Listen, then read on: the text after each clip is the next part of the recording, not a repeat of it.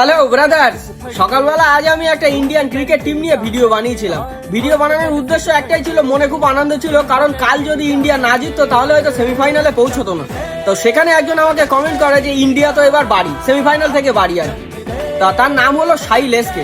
দাদা, তুমি আমার চেয়ে বয়সে বড় হও কি ছোট হও আমি বলতে পারবো না, কিন্তু তোমাকে আমি একটা কথা বলতে চাই যে তোমার নিজের দেশের প্লেয়ার ঠিক করুক বা ভুল করুক, জিতুক বা হারুক, সবসময় তোমার নিজের দেশের প্লেয়ারকে সাপোর্ট করা উচিত। তোমার প্রোফাইল চেক করেছি আমি, তোমার প্রোফাইল চেক করার পরে আমি বুঝলাম যে তুমি তো ইন্ডিয়ানই। তারপরের কথা, তোমার বাড়ি তো ওয়েস্ট বেঙ্গলে, কিন্তু তোমার কথাবার্তাটা শুনে মনে হলো যে তুমি টোটাল বাংলাদেশ থেকে উঠে এসছো, বাংলাদেশ থেকে উঠে এসে বকবক করছো।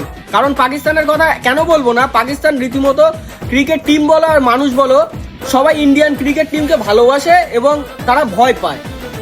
কিন্তু পাকিস্তানে এই বাংলাদেশের লোকের তো এরকম কোনো ব্যাপার না, বাংলাদেশের লোক না খেয়ে দিয়ে বকে, বাংলায় কথা বলতে পারে না, সেই কারণের জন্য ফাও বকে যায়, যতক্ষণ পারে ফাও বকে যায়। তা তোমাকে আমি কমেন্ট করে জানিয়েছি, আবারও তোমার আমি এই ভিডিওয় বলে দিলাম যে ওই যে পাকিস্তানের যে এক্স ক্রিকেটার আছে মোহাম্মদ আমির, উনি যেমন প্রেডিকশন দেয় বা ওই রকম ভবিষ্যৎবাণী তো তুমি করতে পারো। যদি তোমার কাছে ফোন ভালো না থাকে, তুমি এক কাজ করো, আমার সাথে দেখা করো, আমার বাড়িও তো ওয়েস্ট বেঙ্গল, আমার বাড়ি ওয়েস্ট বেঙ্গল বসিরহাট, তুমি আমার সাথে দেখা করো, তোমাকে আমি অবশ্যই আমার ফোন থেকে খুব সুন্দর ভিডিও বানিয়ে দেবো, তুমি ছেড়ে দিও। ফেসবুক বলো, ইউটিউব বলো, ইনস্টাগ্রাম বলো, যেখানে ছাড়বে তোমার ভালো ফ্যান ফলোয়ার্স হয়ে যাবে। কারণ ভবিষ্যৎবাণী এখনকার দিনে দেখা যায় না।